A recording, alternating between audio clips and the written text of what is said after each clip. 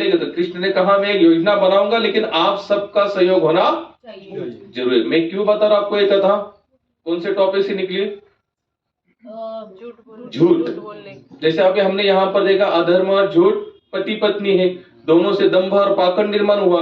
अगर ये शास्त्र बता, लेकिन ये भी बताया जाता है कि अगर कृष्ण के लिए है, राम जी की प्रसन्नता के लिए है, तो क्या है? झूठ नहीं है। उससे आपको क्या मिलेगी? भगवान की भक्ति मिलेगी, भगवान का प्रेम मिलेगा। तो भगवान तो सभी के, आप बता दीजिए योजना, क्या योजना है?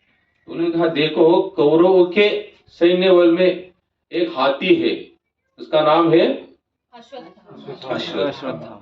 और द्रोणाचार्य का जो मन है ना, मन है, द्रोणाचार्य की सबसे बड़ी अटैचमेंट कहां पर है? अश्वत्थामा में। अगर भगवान ने कहा अगर अश्वत्थामा को कोई मार दे तो हो सकता है द्रोणाचार्य हतबल हो जाए, यानी कि पूरा अपना शस्त्र वगैरह छोड़ दे, उनकी तपस्या भूल जाएंगे और उसी समय उनका हम लोग वध कर देंगे। उन्होंने कहा कि ये प्लान थोड़ा खुल के बताना। भगवान को क्या है? थोड़ा प्लान खुल के बताना। तो उन्होंने कहा भीमसेन इधर आओ। आज्ञा महाराज। बोले जाओ, कौरवों के इसमें एक हाथी है, उसका नाम है अश्वत्थामा, उसे तुम मारो। भीम के लिए अश्वत्थामा एक हाथी को मारना, क्योंकि वो तो ऐसे भी 10,000 हाथी का बल लेके चलता था। भीम कितने हाथी का बल लेके चलता था? अब जिसके पास 10,000 हाथी का बल है, उसे एक हाथी मारने में क्या है? खत्म। हमने तुमको अश्वत्थामा हाथी को मारना है। तो पांडव ने आगे आगे आगे की योजना बता, यहां तो हमको पता चला। तो बोले कि अश्वत्थामा को मार देना है और द्रोणाचार्य के कानों तक इस बात को पहुंचा देना है। क्या पहुंचा है कि अश्वत्थामा हत, अश्वत्थामा मारा गया। तो भीम ने कहा ठीक है, मैं वही मार दूंगा और वही जाके उनको बोल दूंगा उनके कान में। बोले तुम्हारे बोलने से कुछ नहीं होने वाला है, क्योंकि द्रोणाचार्य खुद जानते हैं युद्ध नीति क्या होती है। यहाँ कुछ भी हो सकता है और जो कुछ हो रहा है वो सच ही है, ऐसा द्रोणाचार्य खुद भी जानते हैं कि कोई कुछ भी बोले अश्वत्थामा मर गया, द्रोणाचार्य मानेंगे। वो जानते युद्ध में नीति यही होती है, यहाँ झूठ भी माप है, क्योंकि आपको बस जीतना है। युद्ध की कला क्या है? बस जीतना है, चाहे जैसे तैसे, लेकिन जीत हासिल करनी है। बोले फिर कौन कहेगा? तो सबने कहा कृष्ण आप। बोले मेरे पे तो बिल्कुल भरोसा नहीं करेंगे क्योंकि वो सभी जानते मैं कैसे हूँ, बोलता एक हूँ, करता एक और दिखता एक है, इसलिए मेरे पे तो बिल्कुल भरोसा नहीं। क्योंकि साधु संत कहते भगवान कैसे है? टेढ़े है। जैसे राम जी कैसे हमारे सभी जानते राम जी जो बोलेंगे वो करेंगे, और सभी ये भी जानते कृष्ण जो बोलेंगे कुछ होने वाला वो बोलेंगे और होगा। एक बोले मेरी बातों को तो बिल्कुल भरोसा नहीं करेंगे। तो बोले कौन है फिर? बोले विदुष्टर महाराज। विदुष्टर महाराज बोलेंगे तो द्रोणाचार्य इस बात को मानेंगे, क्योंकि विदुष्टर महाराज का नाम क्या है? धर्मराज। उन्होंने कभी, यानी कि उन्होंने अपने जीवन में कभी झूठ नहीं बोला, इसलिए वो क्या? धर्मराज थे। उन्होंने सबने कहा कि विदुष्टर महाराज आप कहेंगे तो हो सकता है। अब विदुष्टर महाराज जी की ऐसी ख्याति थी, जमीन से उनका रथ हवा में चलता था। 4 उंगल यानी कि इतनी जगह रहती थी जमीन में और उनके रथ में। क्यों? क्योंकि उनकी तपस्या का बल इतना था, वो सत्य के बल पर इतना चलते थे, जिसके कारण माता पृथ्वी से उनका रथ हवा में चलता था। एक ही कारण, क्योंकि जीवन भर उन्होंने कभी झूठ नहीं बोला। सबने समझा है कि विदुष्टर महाराज आपको बोलना पड़ेगा। तो विदुष्टर महाराज बोले मैंने कभी झूठ कहा ही नहीं, तो मैं क्यों बोलूं? तो भगवान ठीक है, फिर देखो शाम तक सभी काम तमाम, पांडव हार गए, मर जाएंगे सब पांडव। जैसे तैसे विदुष्टर महाराज झूठ बोलने के लिए तैयार हुए।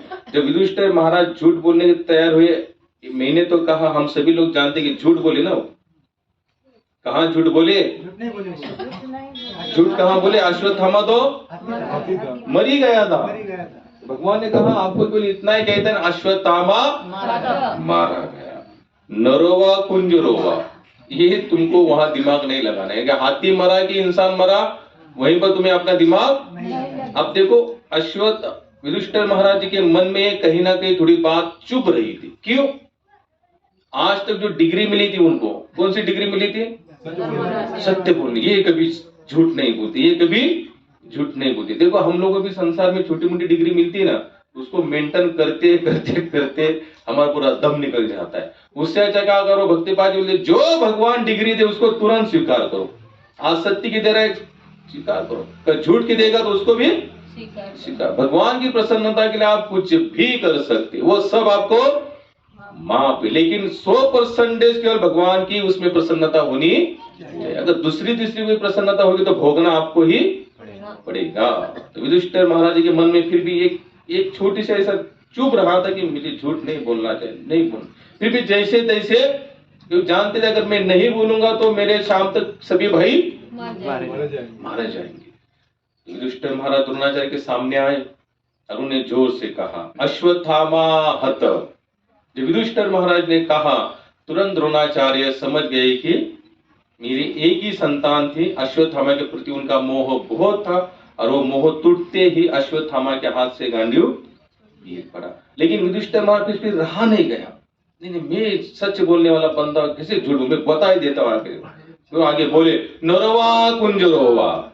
लेकिन भगवान जानते थे कि युधिष्ठिर महाराज अपनी प्रतिष्ठा को कहीं ना कहीं मैनेज करेंगे, तो नरवा कुंजरोवा बोलते भगवान ने शंख बजा। यहाँ इतना जोर से आवाज हुआ कि द्रोणाचार्य के कानों तक नरवा कुंजरोवा की बात गई। तब तक हमारे अश्वत्थ द्रोणाचार्य का वध हो गया। अब यहाँ पर एक बात थोड़ा ध्यान से सुनना, ठीक है? यहाँ तक तो आप लोगों ने, अब देखा जाए तो संसार की नजर से क्या है, एक प्रकार का झूठी है, झूठी है ना भाई। कूटनीति से मारा ना उनको, देखा जाए तो अगर हम हमारा इस चमड़े की बुद्धि को अगर यूज करते, इससे अगर देखेंगे सोचेंगे तो हमारा माइंड क्या कहेगा, ऐसा नहीं करना चाहिए था भाई, नित्य व्यक्ति को मारना फिर कहां तक ठीक था। एक ऐसी बुद्धि हमें समझाती है, देखो भगवान के प्रति शरण होना ना, तो हमारी बुद्धि हमको हमेशा सकारात्मकता ही बताएगी, ये जरूरी नहीं। कभी कभी ये निगेटिव भी बताती है, सच के प्रति भी, भगवान के प्रति भी। अब जब लास्ट का समय था, यानी कि जब हमारे पांडव कहाँ चले गए, स्वर्गारोहण किया। कहां से किया उन्होंने, बद्रीनाथ से आगे 20 से 26 किलोमीटर आगे है जहां से पांडव चले गए। अब सभी को शरीर यहीं पर त्यागना पड़ा, भीम जी को यहीं त्यागना, क्यों? क्योंकि भीम जी को हमेशा होता 10,000 हाथी का बल है, तो हमेशा अहंकार उनके अंदर, यानी कि एक अहंकारी वृत्ति थी, किस बात की मैं सबसे बड़ा बलवान हूं। उनको शरीर यहाँ छाड़ना पड़ा, अर्जुन को भी यही शरीर छोड़ना पड़ा, तो सभी को यही शरीर छोड़ना पड़ा। जब युधिष्ठिर महाराज की बारी आई तो उनको थोड़ा सा कुछ समय के लिए यही शरीर छोड़कर उनको नरक के पास से जाना पड़ा। उस समय भगवान को पूछते, भगवान मैंने क्या किया, इनका तो मान सकता हूं, अर्जुन को तो ऐसे थोड़ा बहुत था, मैं सबसे बड़ा गांडीवधारी हूँ, भीम को भी था कि मैं सबसे बड़ा बलवान हूँ, नकुल था, सहदेव जी थे, इनको भी लगते थे हमसे सुंदर या बुद्धि में चातुर्य इसका कोई नहीं। द्रौपदी को भी एक घमंड था कि मैं सबसे सुंदर, लेकिन मुझे तो किसी बात का घमंड नहीं था। मुझे तो याद भी नहीं आ रहा है कि मैंने कोई ऐसी चीज की हो, कोई घटना घटी हो जिसके कारण मैं वहां से चला। तो भगवान के जीवन में एक बार झूठ जरूर बोला था। तो बोले किस कारण, ये तो पहले आप ही हो जिसने मेरे पर इतना ब्लेम लगाया। तो भगवान अगर ब्लेम लगा तो कभी झूठ नहीं होता, सच्ची होता। बोले कब? तो भगवान ने वो पूरी घटना याद दिला, पूरी घटना याद है। तो युधिष्ठिर कहते हैं कि आपने तो कहा था, मैंने इतना ही कहा था अश्वत्थामा, और इतना बोलकर तुम मुझसे तो चले गए, मैं इतना ही कहूंगा, लेकिन आगे तुम वो बोलने वाले वो तो तुमने मुझे बताया नहीं था, इसका मतलब तुमने मुझसे झूठ बोला। हालांकि देखा जाए तो द्रोणाचार्य को कूटनीति से ही मारा गया, अगर देखा जाए तो, लेकिन भगवान की प्रसन्नता के लिए कर रहे हो तो क्या है फिर, वो सत्य है, उसमें कोई डाउट नहीं है। इसलिए हमेशा याद, इसलिए महाराज के संत तुकाराम महाराज में हमेशा अभंग गाता हूं। वो कहते कि षड विकार भले खराब है, लेकिन वो क्या बताया करो, आप भगवान की सेवा में लगाते तो क्या है, वो सभी कौन सा अभंग है, एक ही लाइन में गाता रहता हमेशा। काम क्रोध लोभ स्वार्थ अवघा माझा पंढरीनाथ। काम क्रोध लोभ स्वार्थ भले ही विकार माने जाते, लेकिन अगर इनके ही माध्यम से अगर भगवान की सेवा कर रहे हो तो वो क्या है, अवघा माझा पंढरीनाथ। बस इन विकारों के अंदर भी, ये विकार में मैं कहाँ दिख रहा हूँ, पंढरीनाथ जी के अंदर दिख रहे मुझे, इसलिए वो गलत नहीं है। अब गुस्सा आना, भक्तों को गुस्सा आना कहां तक ठीक है, लेकिन हनुमान जी ने राम जी की, माता सीता जी की प्रसन्नता के लिए पूरे लंका को जला डाला। जहां जहां लंका से उनके पूछ को आग लगाने के लिए या अग्नि देवता वहां प्रकट करने के लिए जो प्रसाद जिस घर से आता था उसी घर को उन्होंने, एक घर बचा, विभीषण का। हनुमान जी का यहाँ से तो प्रसाद आया नहीं, यहाँ से कोई चंदा देंगे तो कोई आए नहीं, जिनको प्रसाद नहीं मिलेगा। पता है ना, पूछ को जब आग्नि लगानी थी तो पूछ जब खींची गई तो जो कपड़े क्या हुए, कम पड़ते गए। तो रावण ने कहा जितने लंका में कपड़े हैं सब, अब लंका तो थी राक्षसों की। अब चीज जब सभी राक्षस ने क्या किया, अपने घर के जितने भी इधर उधर के कपड़े सब लेके आए, जितने तेल बील था, घी था, तेल था, जो भी था सब लेके आए। बोले चला नहीं दूंगी, फिर क्या करूंगा, इनको ही सबको मैं प्रसाद बांटूंगा। हनुमान जी ने सबको प्रसाद बांटा, लेकिन एक घर बचाओ, केवल विभीषण का। क्यों? विभीषण कौन थे? राम जी के भक्त थे। तो भक्त के घर पर कभी भी कोई हानि नहीं होती। तो यहाँ पर गुस्सा में उन्होंने क्या कर दिया कि लंका, अब देखा जाए तो लंका को जलाना, कितने सारे जीव जंतु वहां पर मारे गए होंगे, लेकिन वो पाप है क्या फिर? क्यों आग लगाए उन्होंने? राम जी की प्रसन्न सेवा के लिए आग। तो सेवा में सब कुछ, जैसे मुझे प्रभु जी ने अभी कहा कि चंदन के लकड़ी को लगा दो, भगवान का प्रसाद बन रहा है तो लगाने में कोई दिक्कत नहीं है। क्योंकि देखो, कर्म से अगर छुटकारा पाना ना, कर्म से, तो आप केवल भगवान की प्रसन्नता के लिए कर्म करना, तो आप उस कर्म से क्या हो जाओगे, छूट जाओगे। लेकिन आप अपनी प्रसन्नता के लिए सब कुछ कर रहे हो शास्त्र के अनुसार, तो वो भी क्या, एक प्रकार का बंधनी है। इसलिए कृष्ण की प्रसन्नता, राम जी की प्रसन्नता, बस आगे फिर हमें कुछ सोचना नहीं है। आगे बताते हैं, उन दोनों से पाखंड, माया और छल का जन्म हुआ। उन्होंने इन दोनों को निसंतान निरुत्ति नाम असुर को गोद दे दिया। अरे पाखंड कहाँ चले गए? जो निसंतान था असुर, असुर के पास इनको क्या दे दिया उन्होंने? गोद दिया। दंभ और माया से, लोभ से एवं निकृष्ट धूर्तता का जन्म हुआ। दंभ और माया से क्या निर्माण हुआ? धूर्तता। धूर्तता का मतलब क्या होता है? मोहे छल छिद्र कपट। धूर्तता का मतलब धूर्त। धूर्त व्यक्ति किसे कहते? उसका कैसे खराब हो जाए, मेरा कैसे भला हो जाए। अरे ऐसे क्यों नहीं सोचते, उसका भी भला हो जाए और मेरा भी भला हो जाए। एक हिंदी पिक्चर का गाना है, मुझे हमेशा याद आता है। एक, मुझे नाम याद नहीं, लेकिन गाने का सार ऐसा है, वो एक बंदर होता है, बंदर बंदर जो बंदर को जो नचा दो, क्या होता है, क्या बोलते हैं, मदारी। मदारी का रूप है। उस मदारी का, वो मदारी गाना गाता है वो बंदर के लिए। अब बंदर क्या करता है पता है ना, आप लोगों ने देखा होगा कभी, मदारी और बंदर होता है तो क्या, बंदर को नचाता है, नचने के बाद क्या करता है, बंदर सबसे कटोरा जाकर देता है। तो देने के बाद कोई ना कोई देता है, कोई देता भी नहीं। तो वो कहता है, अपने बंदर के बोलता है, जो दो उसका भी भला, जो ना दे उसका भी भला, बड़े काम का बंदर। हाँ गाओ। मैं कोई गीता का श्लोक बोलूंगा तो अब मैंने ही कितने सालों के बाद ये गाना, अगर एक साधारण अगर जीव कह सकता है कि जो दे उसका भी भला, जो ना दे उसका भी भला, तो हम लोग तो भक्ति मार्ग में लगे हुए, हम क्यों ऐसा सोचे? भाई तुमने दिया तो भी ठीक है, तुमने नहीं दिया तो भी ठीक है। तो उन्होंने कहा कि धूर्तता का जन्म होता है। अब देखो, इनका जो कुल कहां से शुरुआत हुआ? अधर्म और झूठ से कुल गए। देखो, अधर्म में झूठ के कुल के सभी पाखंड, माया, छल, धूर्तता तक हम लोग पहुंचे, जन्म हुआ। और इन दोनों ने क्रोध तथा हिंसा, द्वेष का जन्म हुआ। और इन दोनों में से बाद में कौन जन्म हुआ? क्रोध और हिंसा। क्रोध हिंसा द्वारा कली और उसकी बहन दुरक्ति, कठोर वचन का जन्म हुआ। बाप रे, कठोर वचन भी कहां से है? अधर्म। किस परंपरा से आते हैं? किस कुल से है? इसलिए संत कबीर कहते हैं, वाणी ऐसी बोलिए मन का आपा खोल, औरों को शीतल करे आप ही शीतल।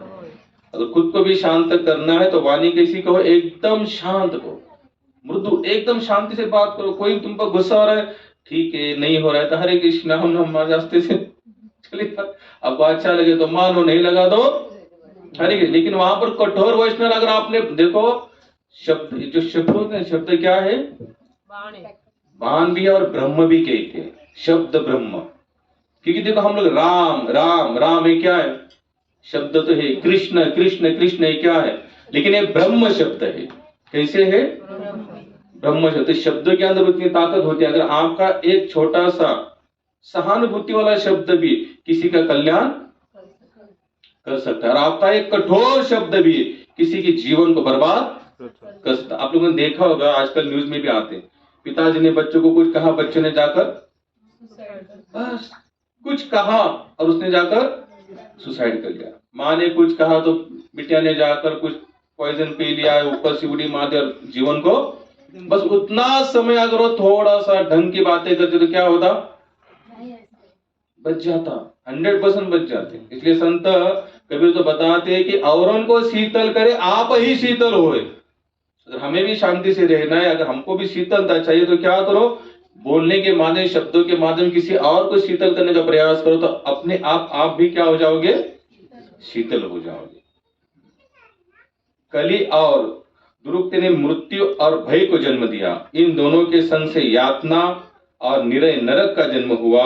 इन सब संतानों का प्रलय का कारण माना जाता है। लोग यहाँ तक कि नरक का भी जन्म कहां से हुआ, अधर्म और झूठ से हुआ। ये मैं क्यों बता रहा हूं, हालांकि मैं बोलने वाला नहीं था, क्योंकि हम लोग तो डायरेक्ट ध्रुव महाराज की कथा में जाने वाले थे। लेकिन हम लोग क्या सोचते, हम झूठ तो नहीं बोलते लेकिन हम धूर्तता करते। इसका मतलब कि अधर्म और इसका जन्म पहले से हो चुका है, इसलिए हमने क्या किया, झूठ बोला, झूठ बोल दिया। इसलिए ज्यादा हो सके उतना प्रयास क्या करना चाहिए, झूठ नहीं बोलना। उससे नहीं जम रहा है, हरे कृष्ण।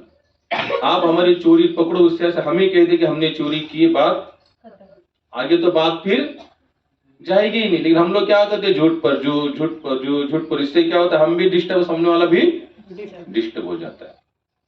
आगे बता दें, स्वयंभू मनु और शत्रुपा के दो पुत्र थे। आगे हम आते हैं डायरेक्ट कथा में। स्वयंभू मनु और माता शत्रुपा की कितनी संतानें थी, 4। हाँ, 3 4 2 8 10 15 बोलो। इसका मतलब आप लोग सुनते नहीं हो। फिर 5, 3 कन्याएं 2 पुत्र थे। कौन सी कन्या, क्या नाम था, प्रसूति, देवहूति, बराबर। और 2 पुत्र थे, देवव्रत, उत्तानपाद। उत्तानपाद बराबर। ये देवव्रत उसने 50% 2 शब्द ज्वाइन कर दिए अपनी तरफ से। हाँ,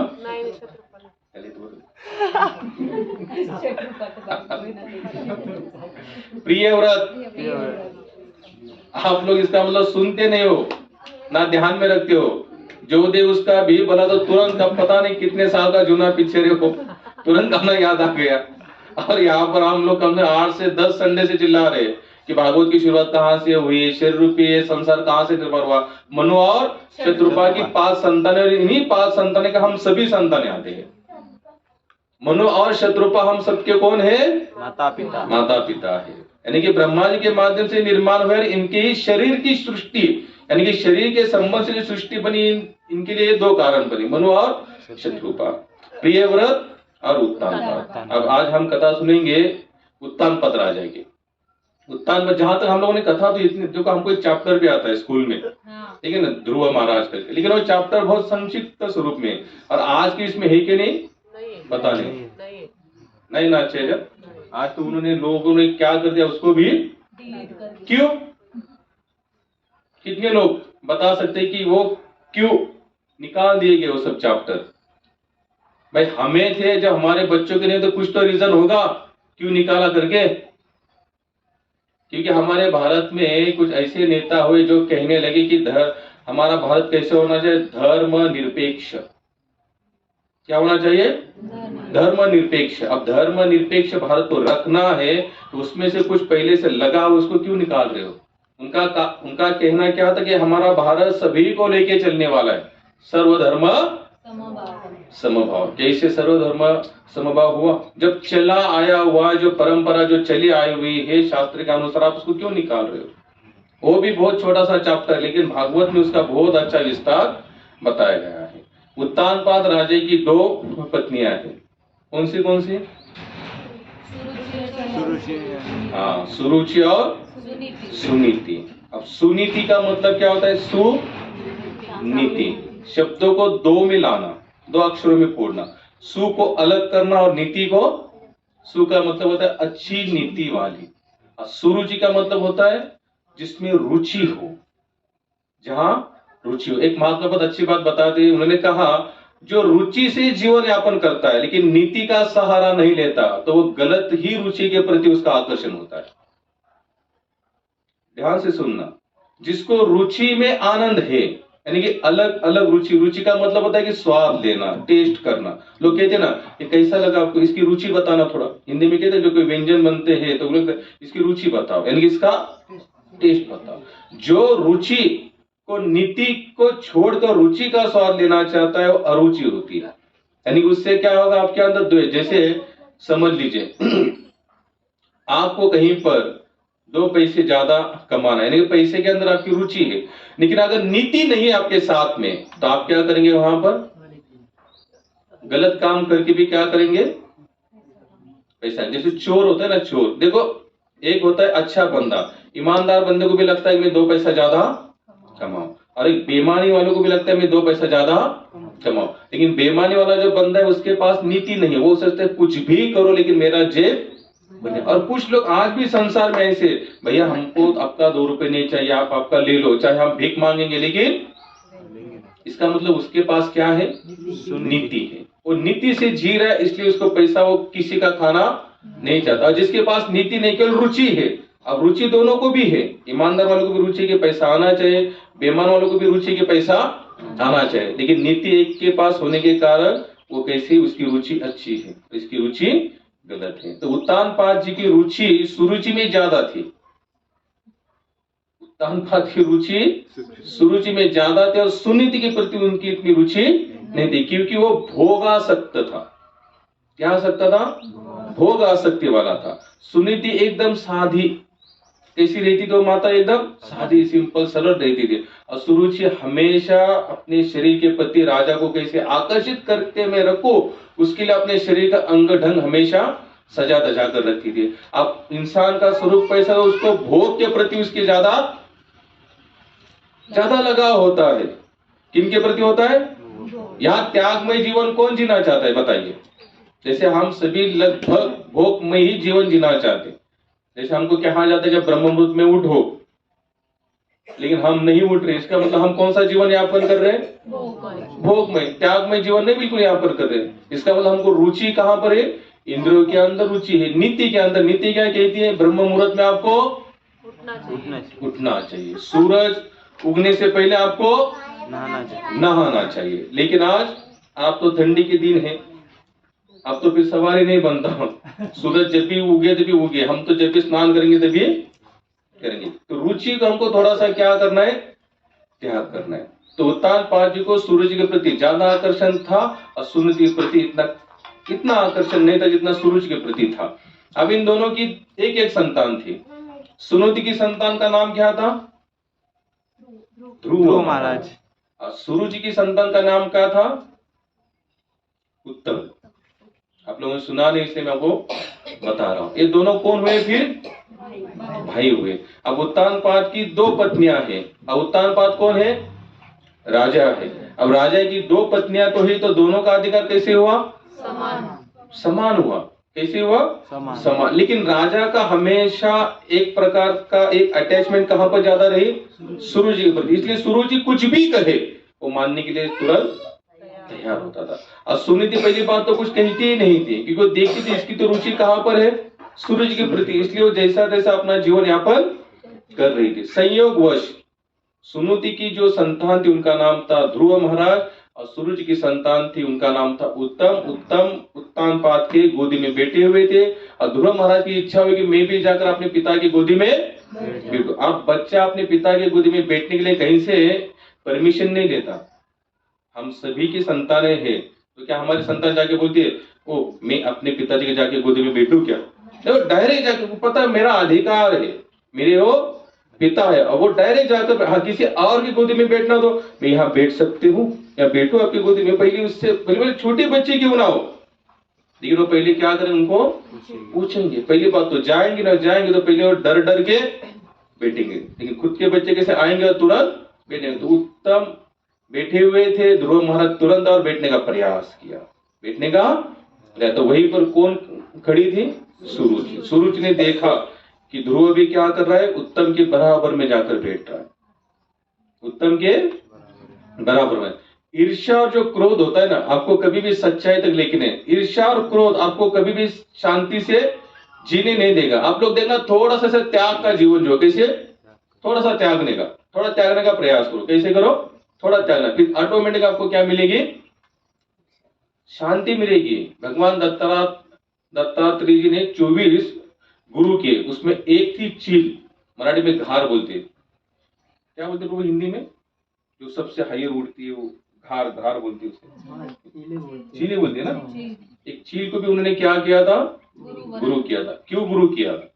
उन्होंने देखा कि चील सबसे ऊंची उड़ती है आकाश में, यानी कि प्लेन भी कभी कभी उसके नीचे से चला जाएगा, इतनी हाइट से उड़ती है। तो उसने ऊपर से देखा और उसको भगवान ने इसे आंखें भी बना दी। इतने ऊपर से उड़ने के बाद भी नीचे छोटा सा भी मांस का टुकड़ा होगा तो उसको दिखाई देता है। वाह! हम कहते हैं कि भगवान कहाँ है, थोड़ा चेक करना कि इन लोगों के आंखों में भगवान ने क्या बिठाया रहेगा, कौन सा दूरबीन बिठाए होगी उसकी, इतने ऊपर से। अब आंखें कितनी होती है? इतनी बड़ी होती है क्या? आंखें कितनी होती है?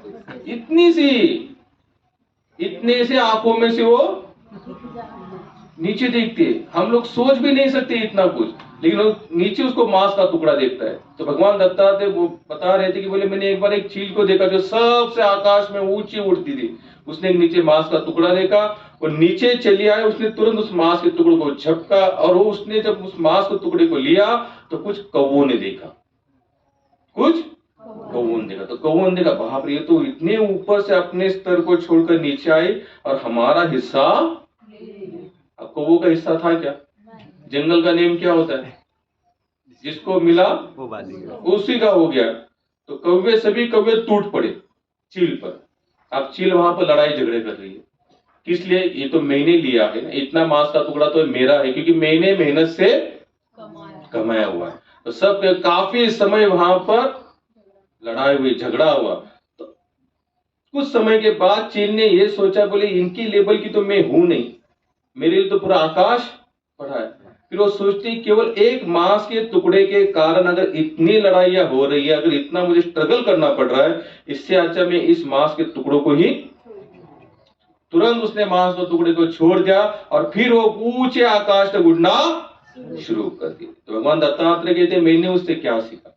बोले जिस किसी चीज के कारण अगर परेशानी बढ़ती है जीवन में, तो उसको क्या करो? तो तुरंत स्वाहा, उसको त्याग दो। लेकिन त्यागने की क्वालिटी हम लोगों के अंदर, हमारे अंदर लुटने की क्वालिटी है। अपना तो खाते ही खाते, नहीं किसी और का भी खाने का हम लोग सोचते रहते। संसार में 99% जो चल रहा है ना व्यवहार, तो सब कुछ यही चल रहा है। हम कहीं ना कहीं हम सभी को अनुभव आया हुआ है। अब अनुभव किसी ने खाया है उसका आया है, हमने किसी का खाया आया कि नहीं पता नहीं। लेकिन कहीं ना कहीं गलती। लेकिन भक्ति मार्ग में आते ही हमारी बुद्धि क्या होती, थोड़ी थोड़ी सात्विक शुरू हो जाती।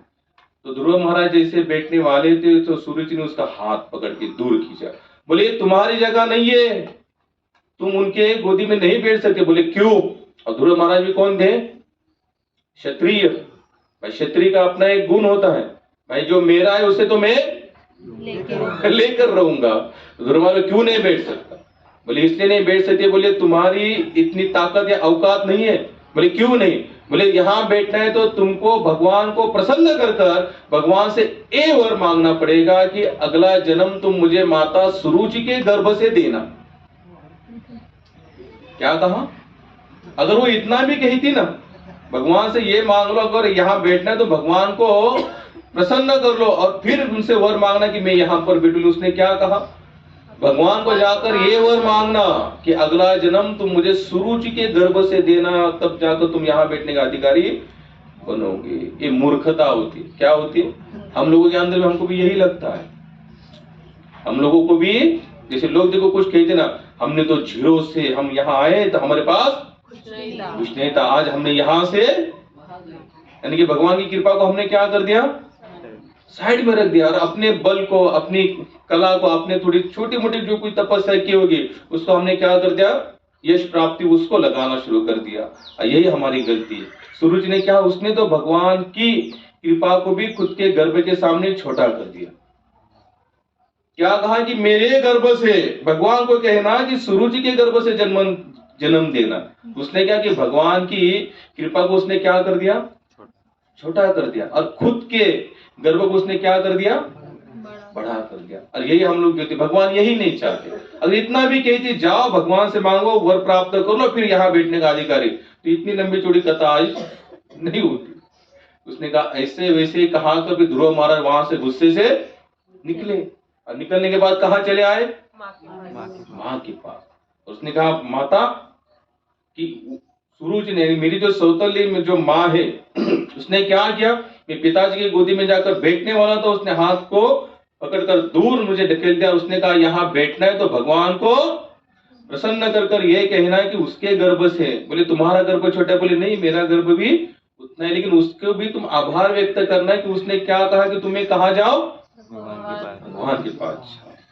तो बोले आप क्या करो, बोले करना क्या है, बोले लग जाओ जंगल में जाकर भगवान को प्राप्त करो और फिर मांगो जो तुम्हें मांगना है मांगो। और कितने साल के हमारे ध्रुव महाराज, 5 साल की। कहीं पर 6 लिखा है, कहीं पर 5, ठीक है हम 5 पकड़ते या 6 पकड़ते, फिर भी 5 या 6 पकड़े तो भी आयु बहुत छोटी है, छोटी तो है, कहाँ इतनी बड़ी है। अब 6 या 5 साल की आयु में ध्रुव महाराज निकले कहाँ पर, जंगल में तपस्या करने निकले। 6 साल की आयु में कोई जंगल में तपस्या करने निकले। और आज के समय ऐसी कौन माता है जो अपने बच्चों को 5 या 6 साल में जंगल की तरफ भेजते। यहाँ पर आज के 10 बजे माता की देर लाइट नहीं है, बाहर बिस्किट मत लेने जाना, बैठो घर में। हमको ही डर है कि भगवान उनको बचाएगा या नहीं बचाएगा। लेकिन ध्रुव महाराज को उनकी माता ने कहा भेजा, जंगल में भेजा। अब देखो ध्रुव महाराज तो जंगल की तरफ निकल पड़े। आप जैसे जैसे भक्ति मार्ग पर चलने का प्रयास करते रहेंगे ना, तो भगवान आपकी तपस्या या आपकी परीक्षा लेना शुरू कर देंगे। तो वहां पर हमारे पहले कौन मिले उनको, नारद जी मिले। अब नारद जी टेस्ट करते सबको, क्या करते हैं, टेस्ट। बाबा ये बंदा टिक पाएगा या नहीं टिक पाएगा। चलने के लिए तो काफी तैयार है, श्रील प्रभुपाद कहते थे इस मार्ग में आना आसान है, टिकना बहुत मुश्किल है। हम 8 माला करते थे, 8 माला से कोई 4 पर आया, 4 में से कोई 2 पर कहता, अभी तो हमको समझ ही नहीं है क्या नहीं। वृंदावन गए, अच्छा लगा, कुछ लगा, हमको थोड़ा भजन पूजन शुरू कर देंगे, शुरू भी हो गया।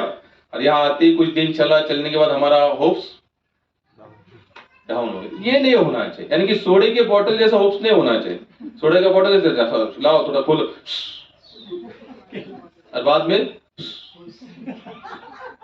फिर नीचे। हम लोगों का ऐसा ही हो रहा है। हमारी भक्ति कैसी हो रही है, सोडे की बोतल जैसी। थोड़ा इधर उधर, थोड़ा सत्संग अटेंड किया, 1-2 प्रोग्राम अटेंड किए, थोड़े धाम में चक्कर लगा के आए, 1-2 दिन नाम कीर्तन चला, लगता है आप पता नहीं कितनी माला करेंगे। हर बात भी कुछ समय के बाद, प्रभु जी समय नहीं मिलता, क्या करे, सुबह जाते शाम को आते, कॉलेज है, नौकरी है, जॉब है, फिर बच्चों को छोड़ना है, ये रीजन नहीं चलेंगे। महाराज जब प्राण खींचे जाएंगे ना, तो यमराज थोड़ी पूछेगा भजन नहीं किया, अच्छा बच्चों का काम था, छोड़ दो चल भैया, नरक की गति मिलेगी तुझे। बच्चे भी छे गए उधर सब, प्राण निकले नहीं निकले, यहाँ का कनेक्शन टूटा, कोई रीजन वहां पर काम आने वाला नहीं है। वहां पर एक ही रीजन बता सकता है, कौन सा, कि मैं भगवान की सेवा पे नित्य लगा रहा था, बस। ये एक ही वाक्य सुनने के लिए यमराज भी तरसते हैं। यमराज भी लगते कोई बंदा ऐसा मिले कि मैं खुद उसको वैकुंठ के द्वार तक छोड़ाऊं, वो भी चाहते, लेकिन यहाँ पर मिलना बहुत मुश्किल है। अब ध्रुव महाराज यहाँ से निकले, निकलने के बाद नारद जी मिले। नारद बोले बच्चे कहाँ जा रहे हो, बोले भगवान को प्राप्त करने जा रहा हूँ। क्या बोले, भगवान को प्राप्त करने जा रहा हूँ। तो नारद जी सुना भगवान, उनको पता है भगवान क्या होते। बोले कुछ नहीं, मुझे केवल मुझे माता ने कहा है कि जंगल में जाओ, वहीं पर भगवान मिलते, इसलिए मैं जंगल में आया हूँ। नारद जी कहा जंगल जानते हो क्या होता है, बोले क्या होता है, बोले यहाँ पर बड़े बड़े बाघ होंगे, शेर होंगे, हो सकता है तुम्हें भी आज का नाश्ता है, दोपहर तक खाना तुमको बना सकते, तुम्हारे ऊपर हमला कर तुम मर भी जाओगे। बोले जो कुछ भी हो, लेकिन मैं छोड़ने वाला, मैं भगवान को प्राप्त करके ही रहूंगा। श्रील प्रभुपाद भक्तिपाद जी कहते कि डिजायर पावर, जिसकी इच्छा अति प्रबल है उनको भगवान मिलना ही मिलना है, उसमें डाउट। लेकिन हमारी इच्छा प्रबल है ही नहीं, दुर्बल है। कैसी है? दुर्बल है। सही बताना। कितने लोग ऐसे कि जो सच में अगर कभी ऐसा समय मिले नहीं मुझे जंगल में जाकर 3-4 दिन के लिए रहना है, तो कितने लोग रहेंगे? अगर रहने भी जाएंगे तो क्या करें? देखो ध्रुव महाराज निकले हैं तो उन्होंने कुछ आगे पीछे का 3-4 दिन का सुबह का नाश्ता, दोपहर का खाना, शाम का खाना है, 3-4 ड्रेस नहीं लेके निकले थे।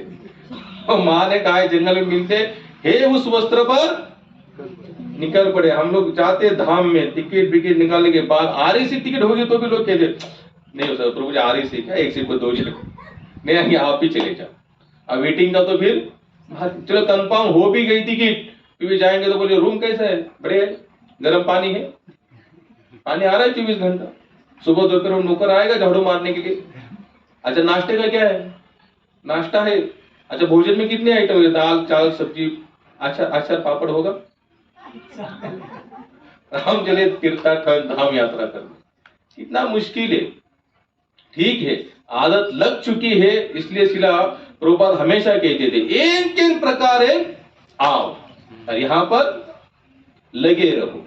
हमें लेकिन आपको इतना जुर्म लिख के बता सकता हूं, थोड़ा त्यागमय जीवन से देखना, थोड़ा जी कर यहां पर रहने का थोड़ा प्रयास करना, तब के द्वारा तब जाकर यहां पर आपको भगवान की अनुभूति होगी, 100% होगी। हम लोग पहली बार वृंदावन गए, विदाउट गए थे, टिकट नहीं था, बंबई से निकले वृंदावन तक, और मेरे पास एक ही 50 रुपए की फटी हुई नोट थी, फटी हुई। मुझे पता था लास्ट तक कहीं पर चलने वाली, मुझको क्यों पता कि फटी हुई नोट थी। जाना तो विदाउट था। वहां पर एक मंदिर है गोकुलानंद मंदिर, अभी हम लोग गए थे रमन जी के मंदिर के बाजू में, तो वहां पर तो खाना पीना एकदम बढ़िया मिलता था। लेकिन एक दिन ऐसे हुआ कि हम लोग वहां से निकलने के बाद महाराज जी स्वामी जी ने कहा कि आज का तो प्रसाद है नहीं, बोले तो आप कहीं पर बाहर। हम कैसे बोले, अभी रोज तो फ्री में खा रहे, तो आज कैसे बोले प्रभु जी आप ही पैसा दो बाहर खाएंगे। एक ही नोट बची प्रभु जी, लास्ट के दिनों 50 रुपए की नोट चली। लास्ट के दिन 50 रुपए की नोट चली, ब्रेड ले लिया, थोड़ा सा जाम ले लिया, काफी सारे यानी कि कम से कम ये 2001-2 की बात होगी, तब जाकर वो नोट चली। यानी कि भगवान आपको भूखा सुनाने नहीं था, हमेशा याद है। लेकिन थोड़ा विश्वास से चलो। आते से भी हम लोग वैसे आए, विदाउट आए, ना टीसी आया ना कोई आया। लेकिन आज लगता है कि 2 पैसा तो लगता है नहीं, चलो टिकट निकाल कर। लेकिन हो सकता है कल ऐसी भी कंडीशन आए जब फिर से विदाउट जाना, तो कितने लोग आएंगे हमारे साथ विदाउट? टीसी में तो बता दूंगा भाई हम तो नौकर चाकर है या मालिक है, देखो इनसे।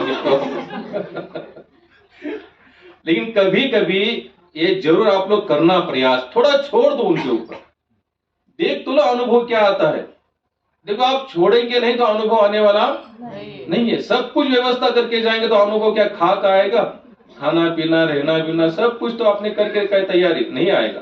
कभी कभी ऐसा भी सोचो नहीं चलो जाना है 4 दिन वृंदावन जाकर, कोई मिले ना मिले, आप लोग अनुभव करके देखना, आप कभी भूखे नहीं सोएंगे, आप कभी भूखे नहीं सोएंगे। बाद में आके कहना कि प्रभु जी आपने कहा तो सही था, हम गए तो ऐसे कुछ पता नहीं था, कोई ना कोई आएगा कहेगा कहां से आए हो, चलो हमारे साथ। भोजन पाया नहीं तो पा लो, रहने की सुविधा है नहीं तो रह लो, ये अनुभव आएगा। और अनुभव ही आपकी भक्ति में आपको क्या बढ़ाएगा? आगे बढ़ाएगा। तो ध्रुव महाराज के सामने नारद जी आए, नारद जी ने बहुत उनको डराने का प्रयास किया, उनका मनोबल तोड़ने का प्रयास किया। ध्रुव जी कहते महाराज मुझे पता नहीं आप कौन हो, अगर आपको कुछ बता तो अच्छा बता, नहीं तो आप जैसे आए जिस रास्ते जाना आप जाइए, मुझे तो मैं भगवान को प्राप्त। नारद जी ने कहा ये बंदा सक्सेस है, ये भगवान को जरूर प्राप्त है। फिर नारद कहते मैं नारद हूं सोया, बोले मैं तुमको भगवान को प्राप्त करने के लिए एक मंत्र देता हूं। तो नारद जी ने ध्रुव महाराज को मंत्र दिया, कौन सा? ओम नमो भगवते वासुदेवाय। बोले तुम इस मंत्र का जाप करते रहना तो तुमको भगवान मिलेंगे। तो ना ध्रुव महाराज जब लगे ना जप करने के लिए, तो कहीं पर भी ऐसा नहीं आता कि ध्रुव महाराज ने थोड़ा रेस्ट लिया, ध्रुव महाराज ने थोड़ा 16 माला हो गए, थोड़ा सो जाते हैं, फिर उठेंगे, फिर माला करेंगे, ऐसा कुछ नहीं। लगातार 6 महीने तक उन्होंने भगवान का भजन किया। कितने महीने तक? शुरुआत में उन्होंने सब कुछ थोड़े थोड़े अन्न पानी इनका क्या करते गए, वो त्याग करते गए, फल फ्रूट सबका। लास्ट के महीने में उन्होंने क्या किया, अपने सांस को भी रोक लिया। जो सांसें होती ना, प्राणवायु जिसे कहते हैं उसको भी उन्होंने रोकना आरंभ कर दिया, रुक गया वो भी। जैसे उन्होंने अपने सांसों को रोक लिया तो इस भूतल के समस्त जीव प्राणियों का सांस रुक गया। यहाँ पर इनका छोड़ो, देवी देवता की भी सांसें रुक गई। अब जैसे देवी देवता को लगा ऑक्सीजन कम पड़ रहा है, वेंटिलेटर है ही नहीं वहां पर, तो कहां चले गए हो? ब्रह्मा जी कहा, बोले ब्रह्मा जी वेंटिलेटर की सुविधा करो। बोले वेंटिलेटर काम नहीं करेगा, इस भूतल पर एक भगवान का भक्त लगा पड़ा, उसने सांस लेना रोक दिया है, इसलिए वो वेंटिलेटर तो हमारे पास भी नहीं है। तो क्या करना? बोले चिंता मत करो, कुछ ही समय भगवान स्वयं आ जाएंगे यहाँ पर। जब भगवान आएंगे उनको दर्शन देंगे, उनकी मनोकामना की इच्छा पूर्ति होगी। अब पूर्ति के होने के बाद फिर वो जब खुद प्राणवायु लेंगे तो आप सभी प्राणवायु लेने में सक्षम हो पाएंगे। आखिर भगवान चतुर्भुज रूप में ध्रुव महाराज के सामने प्रकट हो गए। अब प्रकट होने के बाद भी ध्रुव महाराज आंखें नहीं खोल रहे थे। क्यों? भागवत कहते हैं कि उन्होंने अपने हृदय में भी उनको वही छवि नजर आ रही थी। जब हृदय में वही छवि आ रही है तो फिर आंखें खोलने का मतलब क्या? तो भगवान कहते हैं कि ध्रुव आंखें खोलो, ध्रुव आंखें खोलो। तो ध्रुव महाराज आंखें खोलते तो भगवान को देखते उन्हें प्रणाम करते। अब प्रणाम करने के बाद वो कुछ बोल नहीं पा रहे, ध्रुव महाराज कुछ बोल नहीं पा रहे। क्यों नहीं बोल रहे? जैसे हम किसी चीज को प्राप्त, अनमोल चीज जब हमको मिलती है ना, तो अपने आप हमारी जो बोली होती है क्या हो जाती है? एकदम बंद हो जाती। तो ध्रुव महाराज के साथ भी वही हो रहा। तो बोल नहीं पा रहे थे, बोलना चाहते थे लेकिन बोल नहीं पा रहे थे। तो भगवान कहते कि ध्रुव कुछ मांगो, ध्रुव कुछ मांगो। अब मुझे बताना ना कि ध्रुव महाराज क्यों निकले थे अपने घर से, लेकिन क्यों प्रकट करना चाहते थे? पापा के गोद में बैठने के लिए। तो ध्रुव महाराज को बोल नहीं पा रहे, तो उसी समय भगवान समझ गए कि बोलना चाह रहे लेकिन बोल नहीं पा रहा। तो भगवान ने अपना शंख ध्रुव महाराज को स्पर्श करवाया, गाल को लगवाया, कहीं पर गाल है कहीं पर सर है, जो भी, लेकिन उनको स्पर्श करवाया। तो स्पर्श करने के बाद उनको दिव्य ज्ञान की प्राप्ति हुई। फिर वो ध्रुव महाराज बोलने लगे और क्या बोले? हे भगवान, मैं तो निकला था एक कांच का टुकड़ा मांगने। अब संसार का पद क्या है? कांच का टुकड़ा तो है। आप कौन सा भी पद प्राप्त, अब देखना जितना जितना पद ऊंचा प्राप्त हो जाएगा ना, उतना उतना टेंशन भी बढ़ता जाएगा। जब तक किसी में कुछ नहीं ना, आप कहीं पर भी बैठ जाओ, आपको नींद लगेगी। जैसे आपको लगा यार अपने घर में 1 लाख रुपए है, आप नींद के आएंगे ना, सोने का नहीं, 1 लाख रुपए कोई इसको, लेकिन कुछ नहीं आपके पास, कुछ भी नहीं है। जहां बैठोगे वहां नींद,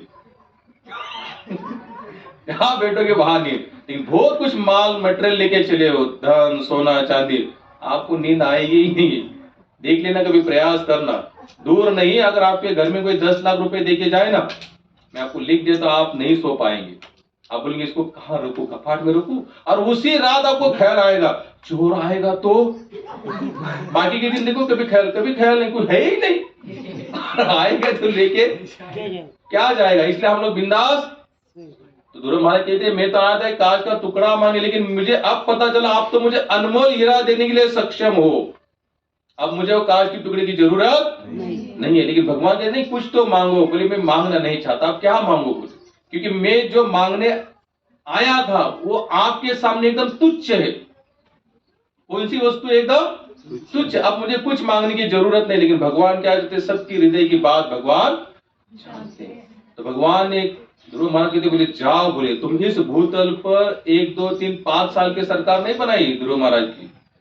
कितने साल की सरकार बनाई भगवान ने? 36,000 साल की। कितने हजार? 36,000 साल के भगवान ने एक ही गवर्नमेंट फिक्स कर दी, ध्रुव नाम की, ध्रुव सरकार। कितने साल चली यहाँ पर? 36,000। यहाँ पर कुछ सरकारें चलती है, कोई 5 साल, कोई 10, कोई 15, कोई 20, और 20 के बाद फिर कोई नई सरकार आएगी। लेकिन वो कौन चुन के दे रही है? जनता जनार्दन। लेकिन वो जनार्दन जिसको सरकार देगी फिर वो अपने हिसाब से देगा। अब 36,000 साल गिनो, कितने हो गए? 36। हम जिएंगे कितने? 50 साल, 70 साल, साल का हिसाब है। वहां पर तो 36,000 साल का हिसाब है। तो भगवान जब किसी गवर्नमेंट बनाते तो अपने हिसाब से बनाते, इसलिए उनके ऊपर थोड़ा सा छोड़ दो। फिर हमारे ध्रुव महाराज यहाँ पर आए, उन्होंने 36,000 साल राज्य किया। 1 नहीं 2 नहीं, 36,000 साल तक उन्होंने राज्य किया।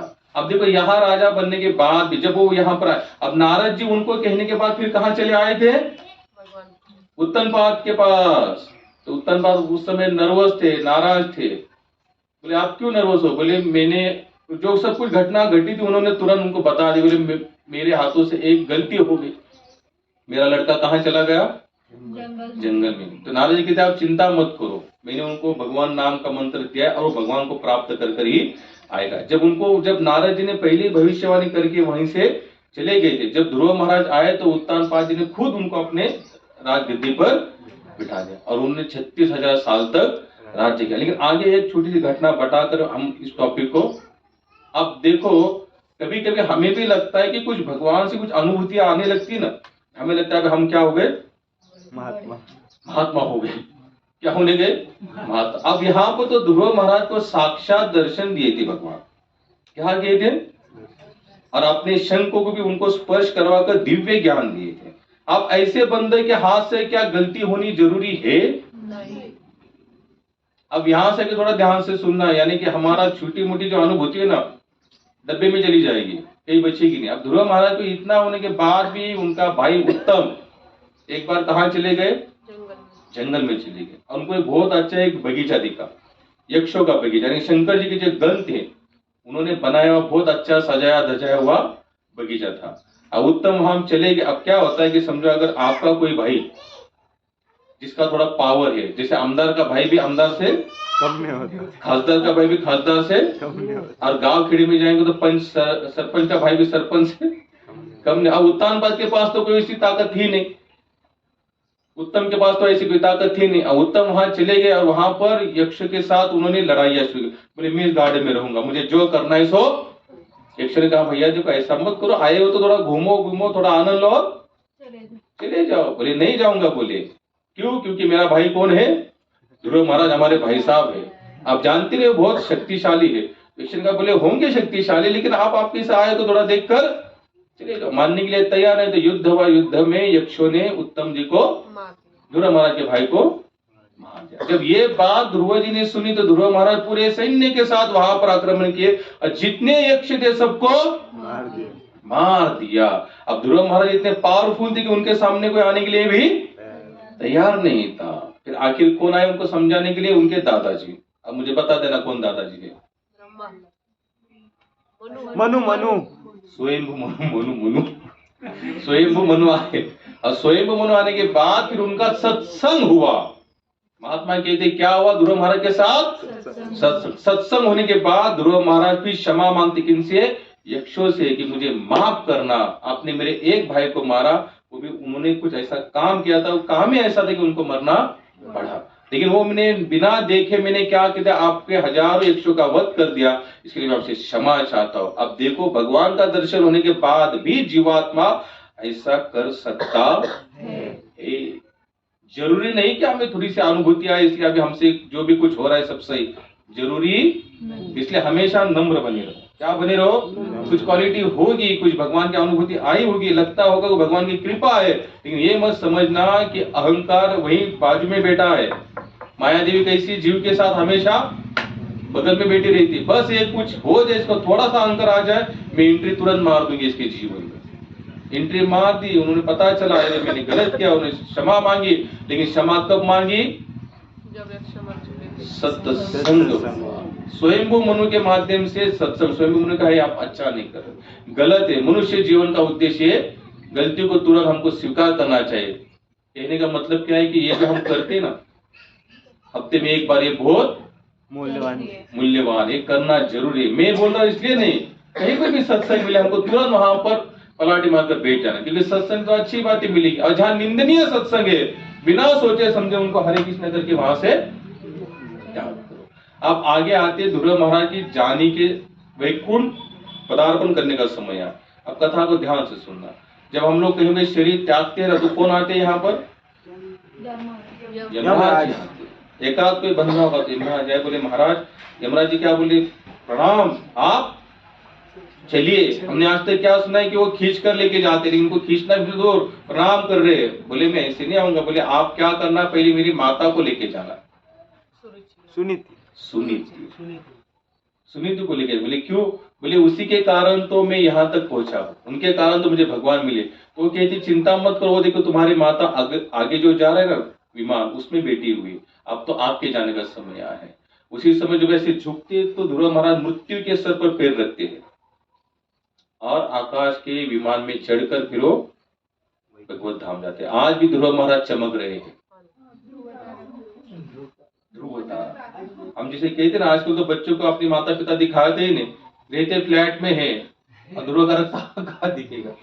अब छत पर जाएंगे तो शायद कहीं पर दिखाएंगे।